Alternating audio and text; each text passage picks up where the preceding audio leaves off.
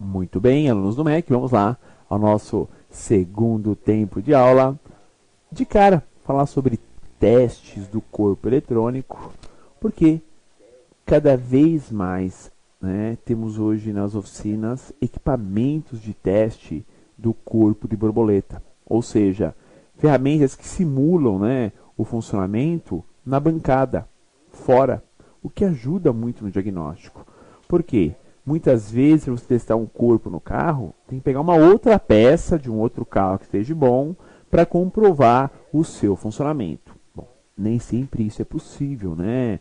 Acredito que quando o carro está numa concessionária, lá tem vários carros iguais, seja um pouco mais fácil. Mas para nós no dia a dia, onde tem aí várias marcas, vários modelos de carros, fica bem mais restrito, bem mais difícil, tá? Então, uma boa dica, um bom detalhe é o que? Você tem aí hoje equipamentos de teste de corpo de borboleta, várias marcas no mercado, às vezes algumas máquinas de bico, de limpeza de bico, que também testa atuador, testa alguns tipos de corpos de borboleta, mas o principal, que você consegue testar o corpo na bancada, ou seja, fazer uma simulação, algo mais próximo do real na bancada e medir isso. Ou seja, acompanhar o seu funcionamento e medir se ele vai realmente atuar, se vai medir em porcentagem a potência do motor e por aí vai, tá? Então, particularmente, recomendo sim a aplicação, a utilização, tá, de equipamentos de teste e simulação do corpo de borboleta. Você ganha tempo e facilita muito o diagnóstico na hora que você pega aí uma falha, um defeito no corpo eletrônico, ok? Então, por falar nesses testes, vamos lá, através de equipamentos de testes próprios com essa função, podemos na bancada, ou até no carro às vezes, não querem tirar o corpo de borboleta do carro, você simula até lá no carro mesmo, Podemos fazer aí a simulação de funcionamento do corpo TBI, medindo sensores, Temos ali os dois sensores de borboleta, então dá para medir o sinal dos dois sensores e ainda, o atuador. Dá para testar e simular o corpo, se ele vai abrir a borboleta, volta ao normal e fecha. Lembram disso? Ele em recovery, ele fica levemente aberto. Então, no equipamento de teste, você consegue fazer o que também? Até fechar totalmente ele e mede esse valor. Ou seja, você consegue fazer a medição dele totalmente fechado, dele em repouso, que seria ali levemente aberto, totalmente aberto. Ou seja, 3 medições que praticamente eliminam aí possibilidades de falhas na peça, falhas no corpo eletrônico. Então, vale a dica, vale realmente esse tipo de teste, porque você ganha tempo mesmo, tá? Por falar em ganhar tempo, carbonização. Já viram várias fotos, que nós temos o que? O carvão no corpo de borboleta, ou seja, o acúmulo de sujeira, nessa região do corpo e que prejudica o funcionamento do motor, prejudica as retomadas de aceleração e até o consumo aumenta, porque a borboleta tem que ficar levemente aberta para corrigir esse excesso de carvão, esse excesso de sujeira. E aí teremos até consumo alterado. Então, é normal vermos aí a borboleta toda impregnada, toda preta. É comum isso acontecer. Pelo próprio blow-by, o respiro do motor, a recirculação dos gases do cárter, vem muito vapor, por combustível alterado que temos muito no mercado, acaba lavando as paredes do cilindro, também afina o óleo, também teremos um maior blow-by. Sabem disso, O combustível alterado, ele acaba não queimando corretamente, solvente, etc., escorre pela camisa, Os anéis, camisa, vai para o cárter. Ele se dissolve com o óleo do motor, deixando o óleo mais fino. E aí, o próprio óleo, quando ele retorna para o blow-by, ele já volta aí pior. Então, temos sérios problemas de combustível alterado modificando aqui a posição do corpo de borboleta, tá? Por falar nesse corpo de borboleta, pessoal, como que eu limpo esse corpo? Descarbonizante, pincel e descarbonizante spray. Pincel, descarbonizante, pincel, né? Com o corpo desconectado, né? Abro a borboleta, descarbonizante, pincel. Não tem nenhum problema em eu abrir a borboleta com os dedos, desde que esteja desenergizado. Tá? O que eu não posso é estar com a chave ligada e eu querer forçar a borboleta. Aí eu posso danificar as posições internas, quebrar dente das engrenagens, né? Ou danificar o próprio atuador. Só isso que eu não posso fazer. Chave ligada, querer mexer na borboleta. Isso não dá para fazer. Todo o restante, está desligada a chave, está desconectado o corpo, posso abrir ele ali, ó, tranquilamente, tá? Não tem nenhum problema nessa questão, tá? Perfeitamente possível. Aliás, é até recomendável para justamente, né, termos o quê? Temos a limpeza na lateral, né, entre o fechamento da borboleta com o corpo, para termos um rendimento melhor do próprio funcionamento do corpo, tá? Então, na tela, carbonização. Com os vapores do respiro do motor, o blow-by, a recirculação dos gases do cárter do motor, é comum termos a formação de carvão e gomas na região da borboleta, fazendo com que a abertura fique prejudicada. Então é comum isso, né? Você tem aí o acúmulo de carvão e acaba prejudicando realmente o funcionamento do motor, porque a abertura da borboleta fica ruim, fica prejudicada, né? Acaba alterando o seu funcionamento por completo. Então, tem que sempre ser limpo, tá? Como que eu cobro isso? Como relaciono isso? Limpeza do corpo de borboleta e coloca ali junto, né, uma peça, um descarbonizante. Tranquilo, tá? Porque é necessário, se faz necessária essa limpeza e, claro, você tem que cobrar por isso. O próprio descarbonizante que você joga ali no corpo, né, com ele aberto, já vai para o coletor de admissão, já ajuda a dissolver, né, o excesso de carvão que está no próprio coletor. Sem brincadeira. Eu consigo, com uma aplicação no corpo, ajudar a limpar o coletor. E depois um pouco funcionando, né? Funciona o motor, acelera um pouquinho e joga o descarbonizante com o motor funcionando. Vai ajudar a limpar mais o corpo, vai ajudar a limpar até o coletor e talvez, né, dependendo do caso, até um pouco da válvula de admissão. Então, se aplicar um pouco de descarbonizante com o motor funcionando, você melhora até o funcionamento do motor. Tá ok? Na telinha do scanner aparece ali embaixo, ó, recuperação da borboleta.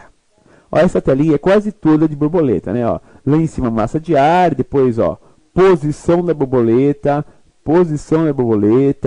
voltagem da borboleta 1, posição,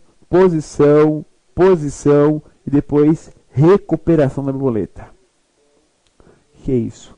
Quando ele entra em emergência, ele tem que recuperar a posição, aquele N sai e vai para o S de sim. Ou seja, é o momento de recuperação do sistema. Tem alguma falha, algum problema e recuperando o sistema, tá? Vamos lá. O que mais nós temos para abordar sobre o corpo de borboleta? Então, sobre essa recuperação.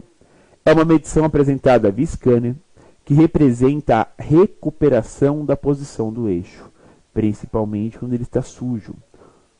Posso testar a bobina, né, do motor? Posso. Um teste simples de resistência é a medição. Tem que dar em torno de 100 ohms entre os dois pinos do atuador. Ou seja, eu posso, com um multímetro simples, saber se o motorzinho ali está queimado ou não, porque medir resistência. Quanto é que dá? Em torno de 100 ohms de resistência elétrica. Simples e direto, pessoal. 100 ohms. Simplesinho, eu faço o teste e meço se a bobina está ou não queimada. Não estou testando o atuador, estou testando apenas a bobina do corpo de borboleta, né? Que é a bobina do motor de corrente contínua, o enrolamento do motor dentro do corpo de borboleta. Beleza? Vamos lá ao outro atuador, canister.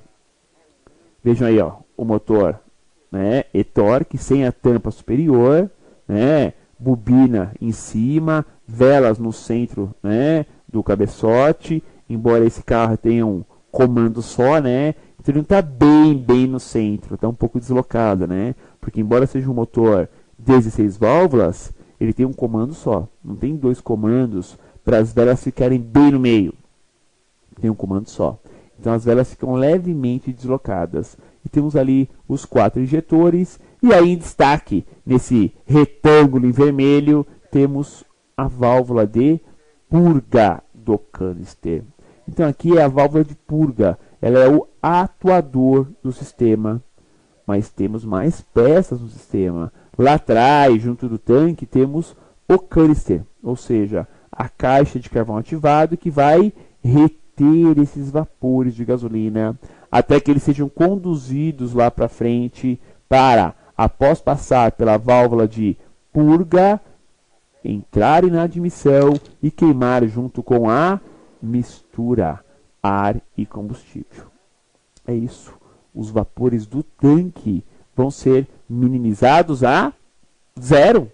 Vai eliminar. Porque vão entrar na câmara de combustão.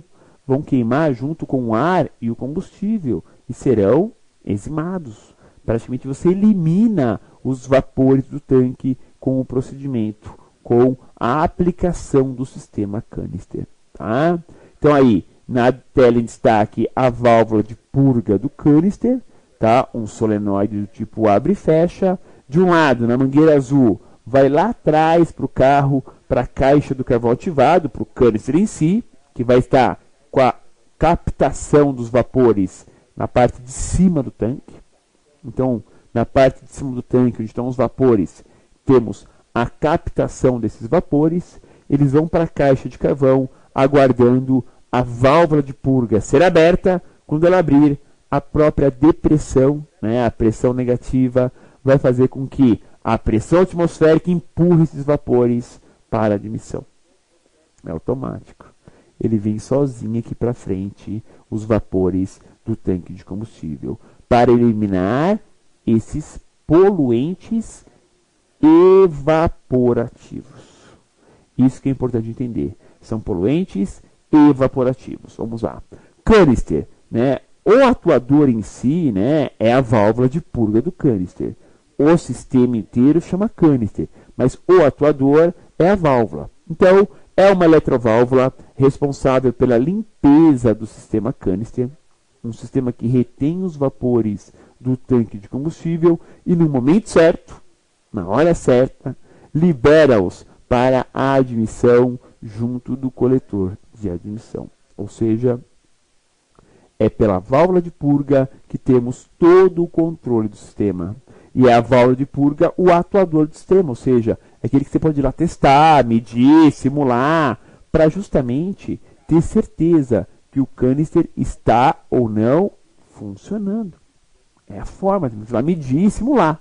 Tá? Vamos ver já então onde está ligada ela, a válvula de purga. Veja aí a foto em destaque, ó. 2 fiozinhos chegam até ela. Ela está encaixada, tá, pessoal? É só encaixada ali junto ao tubo distribuidor, perto de um bico injetor, mas só por instalação. Temos o tubo distribuidor, né, ligado ao canister, do canister ligado à admissão. O que acontece? Tem que ter essa conversa entre a ECU comandar a válvula de purga do canister para limpar, para oxigenar o canister. O carvão ativado lá atrás é a única forma, tá? Então, assim, pelo mesmo duto que vem os vapores do tanque para o canister, do canister para a válvula de purga, também vai oxigênio. Não é caminho único, é um caminho liberado. Por que tem que ir oxigênio para o tanque, pessoal? Por quê? Se vai só saindo combustível, chega uma hora que vai gerar uma pressão negativa tão alta no tanque que o tanque vai querer fechar. Ou vai parar de sair combustível.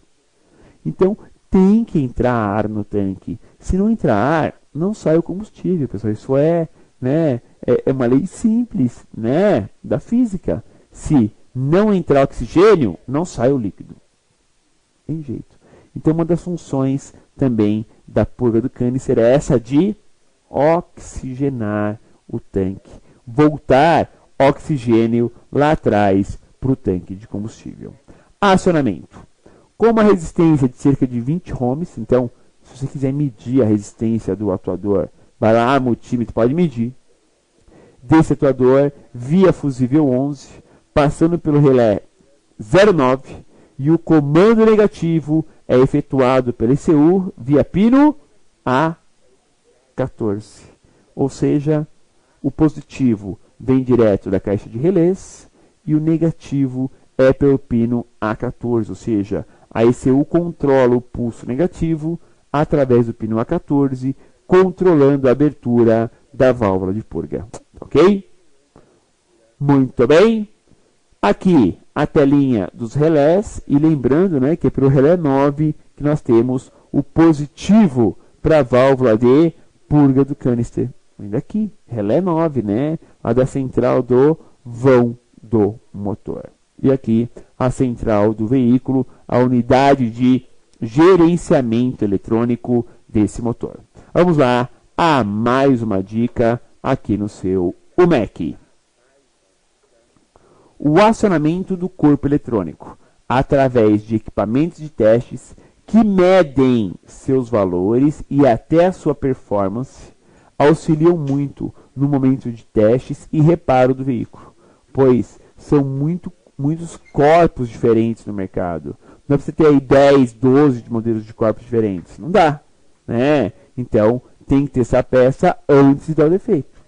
Deu defeito? Testou? Opa, legal. Então, vamos fazer a troca. Se constatou o defeito, agora é só trocar, tá? Perguntinha na nossa tela. Se troca muito, dá muito defeito esse corpo de borboleta? Será que danifica bastante? Vamos lá? Vamos à nossa resposta no plantão de dúvidas, né? A resposta é não, né? Muito difícil apresentar falhas nesses componentes, sensores, atuadores dessa linha. Muito difícil, mas estão novos ainda, né? Podem chegar aí a dar problemas em breve, ok? Muito bem, alunos do MEC, vamos lá ao nosso plantão de dúvidas. José Carlos da Silva, né? O Zé Carlos lá de Maurilândia, mandou a seguinte questão. Olha que interessante. Olá, professor. Fui socorrer um veículo. O problema era o corpo de borboleta que não abria. Forcei um pouco o corpo, fazendo uma entrada de ar falsa, né? E ele voltou ao normal. Eu não entendi a falha. Então, assim, primeiro, se for forçar o corpo, sempre faça isso com ele desenergizado. Ou seja, desliga a chave, espera um pouquinho, desconecta o chicote, tá? Para forçar. O que acontece muito em corpo de borboleta? Começa a impregnar tanta sujeira, tanto carvão na região da borboleta, começa a travar o seu funcionamento. E pode ocorrer de realmente essa sujeira vir a travar o batente do corpo. Chega a esse ponto, tá? Outras situações, quebra um dos dentes da engrenagem interna do corpo, a engrenagem redutora, porque o motor de corrente contínua, ele tem engrenagem de metal e muito pequena. Ela vai movimentar semiluas, né, para fazer o movimento de abertura e fechamento da borboleta, que é um pouquinho mais de 90 graus, né? Chega aí quase a 100 graus de abertura. Tem que ter esse controle para manter o equipamento. Agora, realmente, pode ter casos do corpo ter quebrado sozinho. Pode acontecer. Quebrar uma engrenagem sozinho, pode acontecer. Mas também pode ocorrer de forçarem a borboleta. E é aí que quebra mesmo, tá? Tem aparecido muito, pessoal, no dia a dia, corpo travado por mangueira.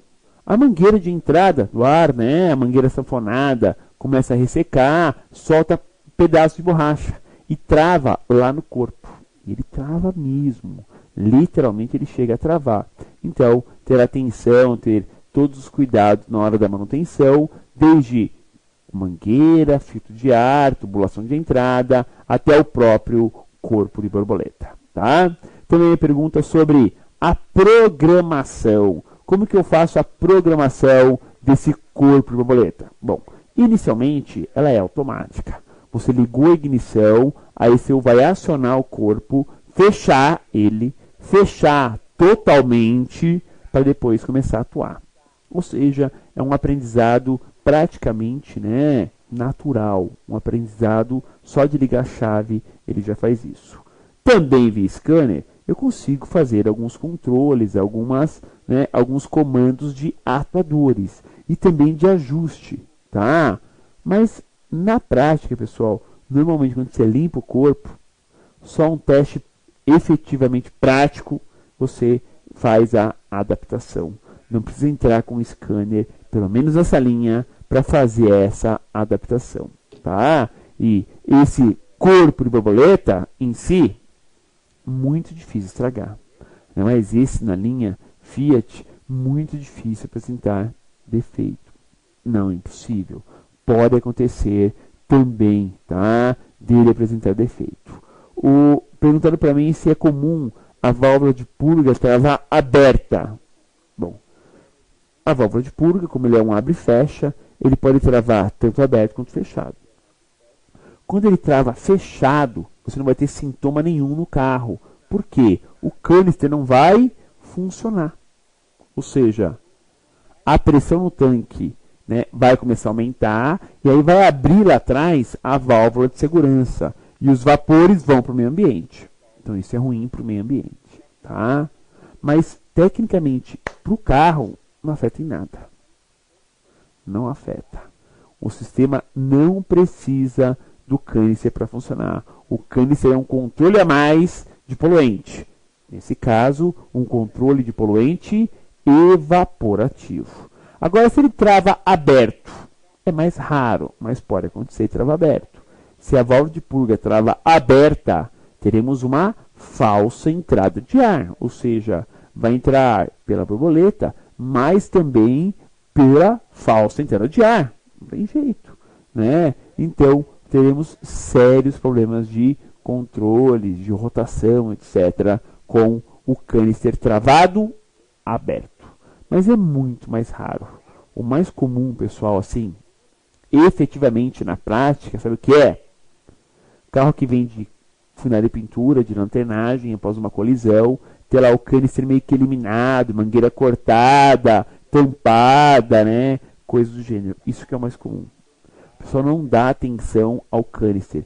É um sistema que funciona no controle de poluentes. Ah, não é de escapamento. Não importa.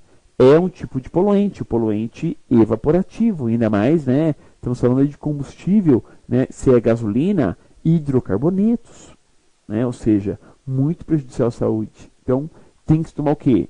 Muito cuidado também em canister. Ou seja, é mais um sistema para estarmos aí atentos, né? Atentos na nossa, né, batalha diária pela manutenção do veículo. Belezinha? Vamos lá ao nosso agradecimento final. Obrigado por nos acompanhar em mais uma aula aqui no seu Mac. Semana que vem, próxima terça-feira, veremos Paleotorque 1.6 16 válvulas, atuador, parte 3. Um grande abraço a todos e até o nosso próximo encontro. Olá pessoal, mais uma vez aqui com a dica da Valclay, hoje uma apresentação da nossa nova linha de produtos, né? Visando aí sempre a real necessidade do nosso amigo reparador. Hoje vamos apresentar a nova linha alumínio da Valclay para vocês, tá ok?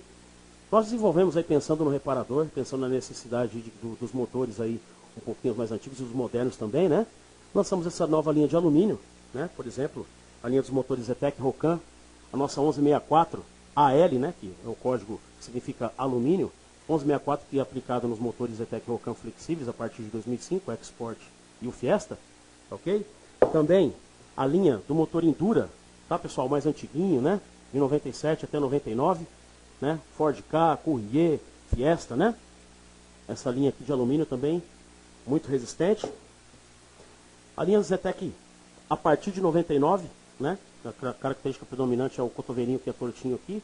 E vale salientar, pessoal, que toda essa linha nossa de alumínio, ela já vem aplicada com a junta de silicone especial, que aguenta uma temperatura muito elevada, tá? A gente sabe que esse motor às vezes tem um probleminha de aquecimento, né? Então, visando essa situação aí, a gente desenvolveu uma junta especial também para acompanhar essa linha nossa de alumínio. Tá ok, pessoal?